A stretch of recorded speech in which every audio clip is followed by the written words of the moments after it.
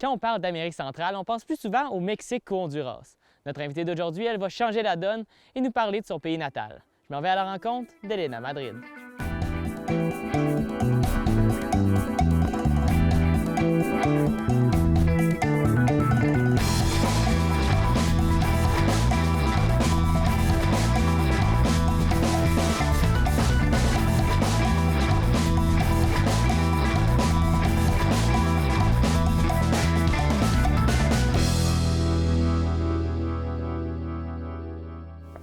Allô Elena, Allô. Merci de nous accueillir dans ton chez-toi. Plaisir. Donc, pour l'émission, tu as décidé qu'on allait faire des tortillas. Oui. Tu as déjà préparé un peu la pâte. Mm-hmm. Donc, est-ce que tu peux m'expliquer un peu comment tu l'as préparé en fait? OK. Bien, en fait, j'ai pas mesuré tant que ça parce que j'ai l'habitude, là, mais c'est avec la mastica, dans le fond. OK, ça, c'est de la farine de maïs. La farine de maïs, c'est puis... ça. On rajoute de l'eau, puis on mélange jusqu'à ce qu'on sente, ben, tu peux tâter, là. Ouais. C'est comme, OK, ouais. comme la pâte à modeler, dans le fond. Puis c'est une Ouais. pâte qui se défait quand même, c'est graine, puis ça sèche vite.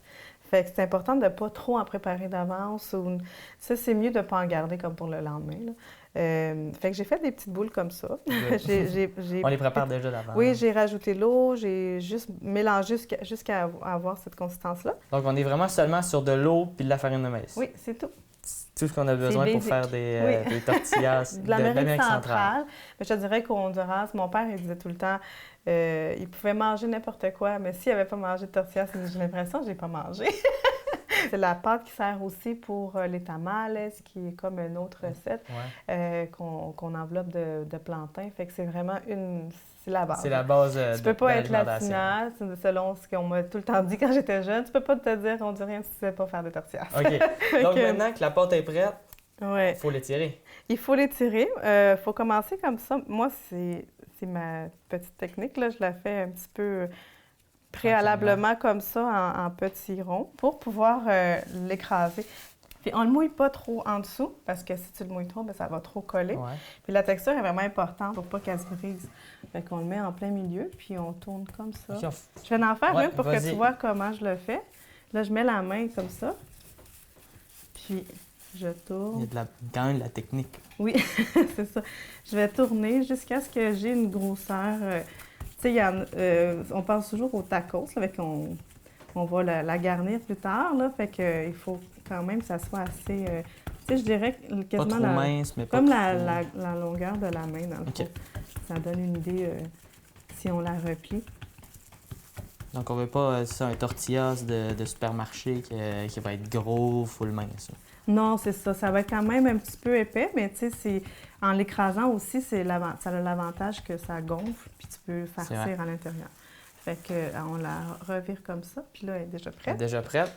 Fait que je l'amène ici. Fait que là, j'ai préchauffé ma poêle, qu'on dit. Oui. C'est une plaque de crêpe. Ouais. Je l'ai préchauffée avant qu'on commence parce que ça prend une certaine chaleur. Okay. Est-ce que tu peux me dire un peu comment, toi qui viens du Honduras, tu es arrivé ici à Dolbeau, Mistassini? En fait, c'était une décision familiale. On avait l'intention de s'installer pour être proche des grands-parents. On revenait à chaque vacances, on venait voir les parents. On sentait le besoin, le père de mes enfants et moi, d'habiter dans une région éloignée parce on s'était rencontrés en Estrie. Okay. Puis, je trouvais que, surtout Dolbeau, me fait penser à la ville où ma mère travaillait puis m'amenait, comme je disais, dans la plage et tout. Toute cette ambiance-là qu'elle me créait, je suis capable de la reproduire sans être au Honduras. Je suis capable de m'y retrouver ici à Dolbeau.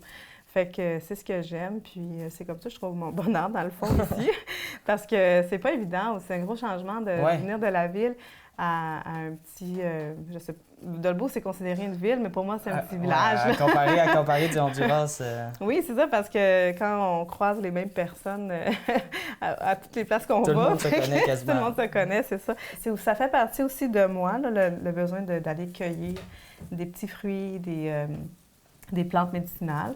Puis, tu sais, comme au Honduras, il y a des mangues partout. Ouais. Ma mère, elle a un grand jardin, fait que c'est quelque chose pour moi qui est important de continuer dans ma vie, là. Tu dirais que ça aurait été quoi tes premières impressions quand tu es arrivé dans la MRC Maréchal-Delisle? C'est très différent du Honduras, ça. Oui. Donc, ça a été quoi tes premières impressions quand tu as vu la région, la splendeur de la région? Bien, c'est le fait que c'est vaste. OK. Puis, tu sais, c'est un grand territoire, puis quand même peu habité. Fait que c'est juste le fait d'avoir du stationnement. C'est déjà, pour des gens qui viennent de la ville, c'est déjà un grand gain, là. Oui, un gros plus. De retrouver de plus en plus de gens immigrants qui vivent un peu la même réalité par rapport à la nourriture, le partage qui se fait aussi. Cette émission-là qui nous permet aussi de faire connaître, parce que pour moi aussi, ça passe par l'éducation de la population aussi, puis ça en fait partie. Fait que... Hey, c'est pas pire! Je pense que je me suis quand même pas si bien débrouillée. Ouais. Peut-être un peu petite, là, mais... Oui. Oh, puis j'ai oublié la mienne, par exemple, est en train de brûler. Fait que ici, tu vois, il y a comme des petites craques. Fait qu'il n'y en a pas de problème. On rajoute un petit peu de l'eau. C'est comme la pâte à modeler. Fait que pour pas qu'elle se déchire quand tu vas la cuire, là. Alors... Quand tu es arrivé ici dans la MRC, est-ce que tu t'es fait accueillir par des organismes ou des personnes ou tu étais vraiment livré à toi-même? Bien, en fait, vu que j'ai fait plus la migration interrégion, j'étais déjà, comme je disais, à Montréal, je me sentais québécoise. En venant ici, souvent, quand je suis parmi les immigrants, bien, on va me dire que je suis plus québécoise. Ouais. Quand on est métisse, on est à moitié dans une culture, à moitié dans l'autre. Fait que j'avais besoin de me recentrer à ce niveau-là. Fait que j'ai eu besoin d'aller voir certains organismes. J'avais quand même, au niveau identitaire, besoin de me retrouver. Quand tu es arrivé du Honduras au Québec, c'était quoi le plus gros défi que tu as dû relever? Je crois que c'est la langue. OK. Oui. Je me souviens, puis aujourd'hui, ce qui me motive le plus au niveau de mon implication communautaire, c'est vraiment l'inclusion des enfants, la considération de l'intégration des enfants dans le processus. Okay. Ouais. Parce que je l'ai vécu, moi, quand j'étais jeune, je suis arrivée ici en 93 à Québec avec mon père, puis on ne parlait pas du tout le français. Mon père, il a beaucoup souffert de ce processus-là. Ouais, j'imagine. Fait que moi, comme enfant, j'ai eu à prendre certaines responsabilités très jeune. Puis là, qu'est-ce que tu nous as préparé pour qu'on mette dedans? Bien, c'est une petite anecdote. Juste avant de partir, je reviens du Honduras. Ouais. Puis j'avais oublié, là-bas, souvent, on va manger sur le pouce comme ça, des côtes levées avec la tortillas. Fait que c'est ça, j'ai préparé des côtes levées. Avant que tu arrives, j'ai préparé ça parce que ça se défait tout seul. Puis j'ai rajouté de l'oignon, de la lime. On cuisine beaucoup avec la lime. Fait que, puis sel et poivre, puis quelques petites épices. Ça va être bon comme ça. C'est ça. Puis est-ce qu'on met-tu des légumes? Ou... Oui, bien, on va couper quelques légumes après. Au Honduras, on appelle l'accompagnement de la viande, là, le chimol, qui, dans le fond, c'est plein de légumes comme ça qu'on met avec du citron. Par-dessus la viande, c'est ça. La cuisson qu'on veut, là, c'est comme ça. Un petit peu un peu brun. Oui, pas trop cuite parce que sinon... Donc, maintenant que les tortillas sont prêtes, on passe à la découpe des légumes. Fait qu'on a coriandre, poivron, mangue, donc fruits et légumes, radis, oignons et tomates.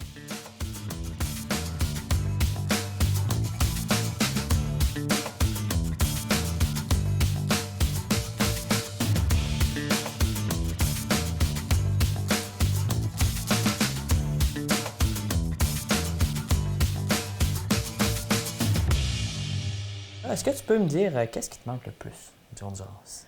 Qu'est-ce qui me manque le plus? Bien, je te dirais, niveau famille, je pense que c'est une réalité qu'on vit tous les immigrants, c'est que, c'est un petit peu triste à dire, mais dernièrement, moi, j'ai perdu un oncle. Puis à chaque fois qu'on retourne au pays, on se dit tout le temps, il y en a un qui va manquer. Oui, c'est ça. Puis quand on se fait appeler par la famille, bien, on a ce petit stress-là, qu'il se passe quelque chose puis qu'on ne soit pas capable de se rendre. Fait que je pense que dans la distance est plus... on la ressent beaucoup plus. C'est une réalité que tous les immigrants vivent. Je pense que c'est pas mal ça. Puis au niveau de l'environnement, ce qui me manque, c'est sûr, c'est les plages, la nourriture. Oui, je te comprends. Puis, est-ce que parce que tantôt, tu m'as dit que tu reviens justement du Honduras. Est-ce que tu y vas souvent? Est-ce que tu essaies d'y aller une fois par année? Ou... Oui, idéalement, oui. Avec la pandémie, ça a été plus difficile. Là. Mais oui, idéalement, c'est une fois par année au moins. De l'autre côté de la médaille, qu'est-ce que tu apprécies le plus de ta nouvelle vie ici au Québec, dans la MRC Maria-Chapdelaine? Il y a beaucoup de choses. Hein? C'est le calme versus... il y a le fait que je suis immigrante, mais aussi le versus la ville. Ouais. Le calme en région, moins de trafic, moins au niveau psychologique, l'impression d'avoir moins de décisions à prendre. Tu sais, quand je disais que l'épicerie, des fois, ici, il y en a une versus une vingtaine dans le même rayon 5 km. Fait que je trouve que ça nous amène un petit peu plus ça enlève beaucoup de stress. Je te comprends. Ouais. Puis, sinon, est-ce que tu peux me parler un peu des traditions, des fêtes qu'il y a au Honduras? Chez nous, tu sais, par exemple, ici, on va fêter l'Halloween, mais là-bas, ils vont célébrer le jour de l'enfant.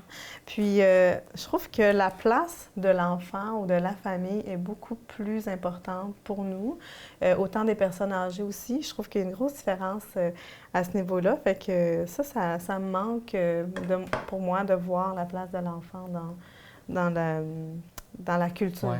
Ouais. Puis tu dirais que ce serait quoi la plus grosse ressemblance qu'on a entre le Honduras et ici, et aussi la plus grosse différence? Souvent, la différence va être plus facile à aller trouver. Moi, ce que je dirais que ce qui nous connecte plus là, en tant qu'immigrants et le Québec, c'est l'esprit festif. Là. On aime fêter. Ici, au lac, ça fête très fort, même que des fois, ça me surprend. Je me suis déjà fait dire, en tant qu'immigrante, ça m'avait frappé. Il y a quelqu'un qui m'avait appelé au bureau et m'avait dit « Ton nom, il sonne vacances ». Fait que j'ai l'impression que quand on dit nos noms, à cause parce qu'on est latino, ça sonne comme partout dans le sud. C'est vrai. C'est quand même très vrai. Puis, serait quoi la plus grosse différence? Je pense que moi, ce qui me frappe le plus, c'est au niveau des valeurs. Chez nous, tu sais, moi, j'ai été élevée à l'ancienne, là, où il fallait que le père de mes enfants il demande ma main, puis que la femme, elle est libre, mais tu sais... elle est quand même... C'est une grande différence. La femme au Québec, elle est très libre. Puis ça c'est un clash pour moi. Quand je vais au village, puis je suis revendicatrice quand même. Fait que ça a été une grosse... Et c'est encore une grosse adaptation quand je retourne au village, de me dire, OK, je me ferme parce que je vois tellement d'injustices faites aux femmes. Puis ici, au Québec, la femme est tellement libre, émancipée, on pense à notre bonheur.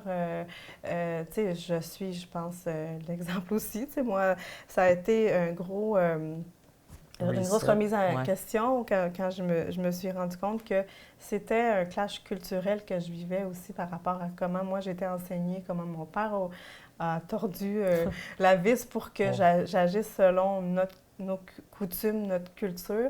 Quand moi, j'ai grandi au Québec à l'âge de 8 ans et arrivé ici, fait qu'il a fallu que je me fasse une place là-dedans. Puis, ça a été difficile. Fait que je pense que c'est une des grandes différences. C'est ça la plus grosse différence. Ouais. On va continuer la coupe des légumes. Oui, on va la coriandre. on va se reprendre après à la conception des tortillas et du plat final et de la dégustation.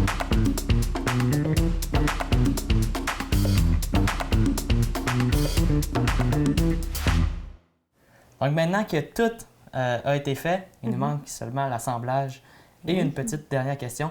Je vais te laisser me montrer un peu comment on assemble, puis après ça, je vais te poser la dernière question. Comme je te disais, ce que j'ai voulu te présenter comme repas, c'est la tortilla. C'est vraiment là-bas, les gens au bord de la plage, là, il y a un petit kiosque qui vend ça.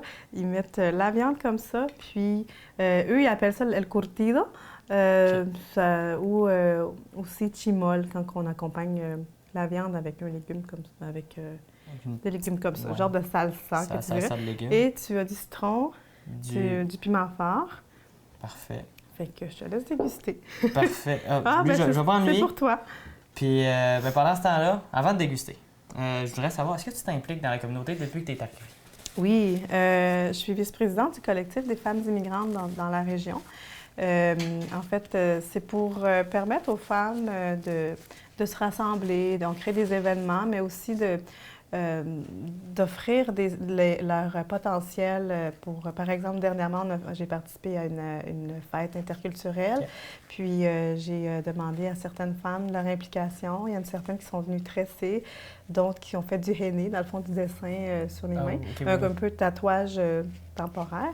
Puis il y en a une autre qui a fabriqué une piñata qu'on a présentée à la population. Fait que c'est un peu mon implication, et comme je disais je racontais, le lien fort pour moi, c'est l'identité en tant que femme, ce privilège qu'on a au Québec, puis c'est quelque chose que je veux mettre en valeur de plus en plus. Bien, c'est super. Ouais. Je te conseille de continuer. Bien, j'imagine que tu vas continuer. Oui. Je te laisse t'en faire un. On va se faire un petit chin. Puis un chin de genre de tacos. Ça n'a pas de nom. C'est ça n'a pas de nom. Bien, au Honduras, je ne sais pas trop les noms. C'est pas quelque chose comme au Mexique là, qui ont tous des noms spéciaux. Bien, c'est bon. C'est bon. Chin. Chin.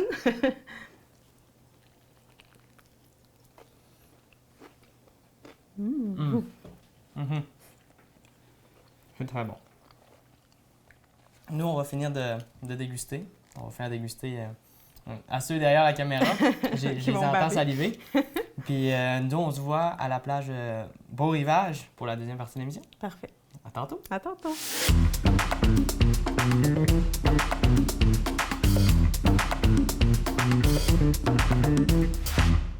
Rebonjour, Elena. Comment ça va? Ça va bien. On t'a choisi pour faire cette deuxième partie ici à la plage Beau-Rivage, plus communément appelée la plage en arrière du métro. Peux-tu me dire pourquoi est-ce que tu as choisi cette place-là? Qu'est-ce que ça signifie, la plage Beau-Rivage, pour toi? Bien, en fait, juste la plage me rappelle mes origines. Ça me permet de me recentrer. Des fois, après le travail, je viens ici juste pour le son des vagues, de l'eau, les chutes aussi, là, la force de la nature. Puis est-ce que tu viens souvent ici? Oui. Ouais, souvent après la job, comme tu me disais. C'est ça. C'est le contact avec le sable, dans le fond, je trouve ça apaisant. Puis tantôt, hors caméra, tu me disais que ça te rappelle le Honduras. Oui, bien parce que toute mon enfance, dans le fond, ma mère a travaillé, puis après le travail, on allait à la plage avant de revenir à la maison. C'est une connexion très, très intime avec ma mère, mon histoire, je pense. Puis est-ce que tu aurais peut-être une petite histoire, une petite anecdote à raconter ou deux qui se seraient passées ici ou dans les environs? Quand je venais ici, le paysage me charmait tout le temps, puis je me disais que je trouvais que les gens étaient chanceux d'habiter ici. On caressait ce rêve-là de revenir en région, puis quand on est venu à plusieurs reprises, là, on venait ici, je venais dans le haut, en haut, là, il y a les escaliers, puis je regardais ça, puis je trouvais ça magnifique, majestueux. Mais le soir, après le travail encore, je viens des fois marcher. Il y avait quelqu'un qui était ici à un moment donné, puis il avait mis de la musique, il y avait tout son petit mood à lui, puis je trouvais ça beau, tu sais. C'était comme approprier la plage, puis ça donnait envie de danser. Puis ça me rappelait, justement, je reviens ça fait hier, je suis revenue du Honduras. Puis les bars à la plage, un peu qui rappellent un peu Miami, puis tout ça. Fait que je me dis, quand je viens ici, je rêve un peu, je m'imagine que je suis dans ce décor-là. Parce qu'il y a de la tranquillité avec la nature qui vient avec, mais c'est aussi le fun d'exploiter. Je rêve qu'on exploite un petit peu plus les plages à ce niveau-là. J'allais justement te demander, est-ce que les plages au Honduras, ça ressemble pas mal aux plages qu'on a ici au Lac-Saint-Jean, dans les alentours de Dolbeau-Mistassini? Sont plus petites que chez nous. Mais c'est sûr que la vue sur l'océan est assez impressionnante. Puis l'accès aux coraux, c'est une autre histoire, là, mais quand même, je pense que c'est notre histoire qui nous réconforte. Dans le fond, on vient chacun chercher dans notre histoire un réconfort. Puis peu importe où qu'on se trouve, c'est qui on est qu'on trimballe. Puis, tu sais, juste le toucher, le contact avec le sable. Moi, je crois beaucoup à la méditation, puis pour se recentrer. Puis, tu sais, quand on prend une feuille de papier entre les mains ou une plante, une petite roche pour ramener l'esprit, bien, je trouve que le sable, ce contact-là avec l'eau, puis le sable, c'est ça que ça nous permet. Peu importe si la plage est vaste, c'est juste ce contact-là avec la nature qui ramène. Oui, je pense que oui. Est-ce que tu aurais d'autres endroits comme ça ou des places à visiter, des choses à faire que tu conseillerais à des nouveaux arrivants, des immigrants qui voudraient venir s'établir en région, dans la MRC Maria-Chapdelaine? Oui, ben, tu sais, la Pointe-Racine, c'est comme caché. J'aime beaucoup ce coin-là à cause que, tu sais, on peut faire la cueillette de plantes médicinales aussi. Fait que c'est comme un petit sentier pédestre à côté de la plage. Je trouve ça tellement beau. C'est ça. C'est la cueillette de fruits aussi, de bleuets. C'est accessible. Tu sais, moi, je fais du vélo, puis quand je travaillais à Péribonka comme deuxième capitaine de la navette fluviale, justement, je le conseillais tout le temps aux gens. Amenez-vous votre bouteille, votre gourde, là, puis ramassez des bleuets là, partout où vous allez. C'est vraiment le fun. Il y en a partout. Il y en a partout. C'est vraiment le fun. Un petit déjeuner avec des bleuets, tu sais. C'est toujours bon. Puis les bleuets du lac Saint-Jean, on va le dire secrètement, mais c'est les meilleurs. C'est les meilleurs. C'est ça. Puis finalement, petite dernière question. Ce Oui. serait quoi ton plus gros conseil que tu aurais à donner à des nouveaux arrivants ou des immigrants qui voudraient venir s'établir dans la MRC Maria-Chapdelaine plus précisément? Je pense que le plus gros défi, c'est la solitude. Moi, je vis comme une portion de ma tête au Honduras, une autre portion en ville, puis une autre portion ici. Fait que je suis comme dans... J'ai de la misère, des fois, à me retrouver. Puis je pense que c'est... Autant on a besoin de contact avec les gens, autant on a besoin de solitude pour se recentrer. Fait que... Le défi, je pense, pour les immigrants, c'est encore plus grand.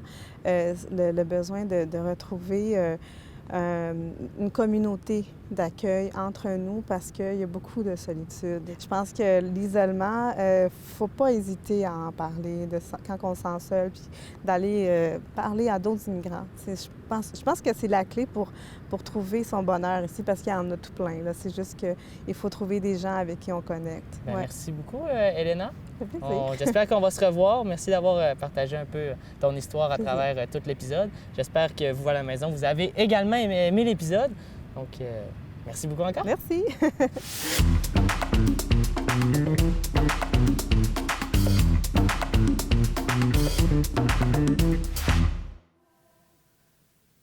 Tu patio.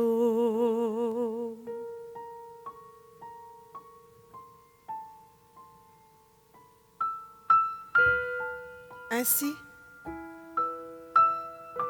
tous ces rêves gonflés d'insomnie et s'élèvent parfois vers un ciel gris. L'immigrant, c'est moi. Oui, c'est toi, c'est moi. Quand on lève la tête, malgré tous les coups bas, quand on continue de croire, quand personne n'y croit. Et cette terre, c'est notre pays. C'est ici. Oui, c'est ici.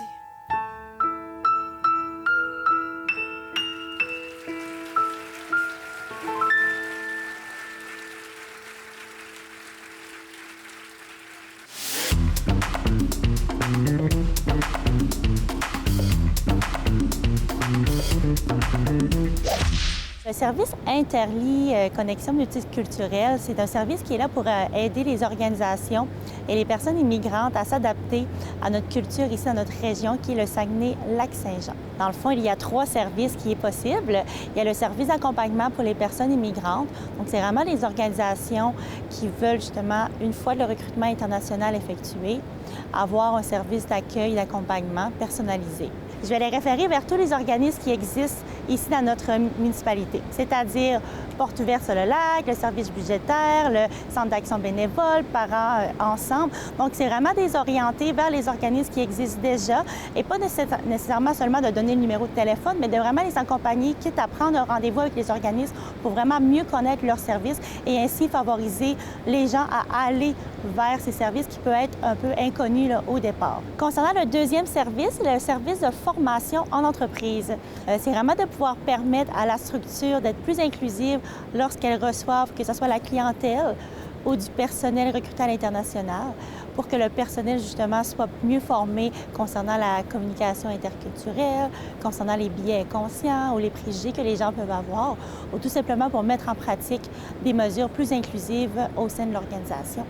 Le troisième service, c'est le service conseil. Donc, c'est une personne qui voudra avoir des services de consultante pour l'organisation. Même principe, là, que ce soit pour mettre en place des plans d'accueil et d'inclusion, pour mettre une politique d'accueil et d'équité, etc. Mon rôle chez Interli, je suis consultante à l'accueil et à l'inclusion des personnes immigrantes. Donc, c'est vraiment d'outiller, que ce soit les employeurs, les organisations publiques ou même les personnes qui arrivent, à vraiment les outiller pour mieux s'intégrer ici dans notre région. Donc, si je prends l'exemple d'être une consultante, je vais vraiment regarder la structure puis conseiller des recommandations pour être plus inclusif en tant qu'organisation. Tandis que lorsque j'accueille des familles, c'est plutôt de vraiment les préparer à leur vie ici, que ce soit pour l'éducation, les activités culturelles, les activités de loisirs, l'appartement également, pour faire la recherche, pour faire l'ameublement, que ce soit les assurances automobiles, habitation ou de santé.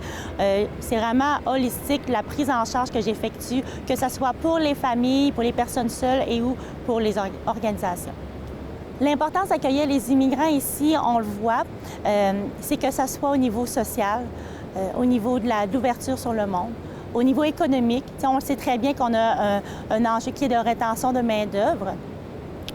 Par contre, même si le problème de rétention de main-d'œuvre peut être résolu par le recrutement international, on veut également que les gens puissent se développer un sentiment d'appartenance. Donc, évidemment, malgré que tout l'accueil à l'entreprise peut être A1, c'est au sein de la communauté et il y a des défis que les personnes vivent et qu'en plus qu'ils ne trouvent pas de solution à ces défis-là, les personnes vont tout simplement peut-être choisir une autre ville ou tout simplement une autre province au Canada.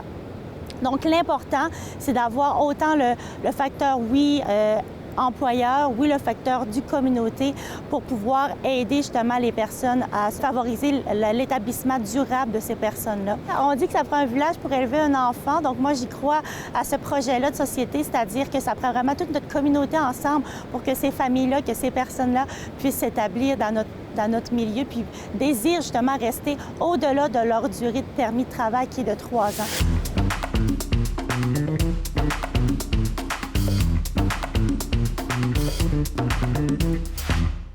Merci d'avoir été des nôtres pour cet épisode de Bienvenue chez vous. Merci également à Elena de nous avoir appris à faire des tortillas. Je vous dis à bientôt pour un prochain épisode de Bienvenue chez vous.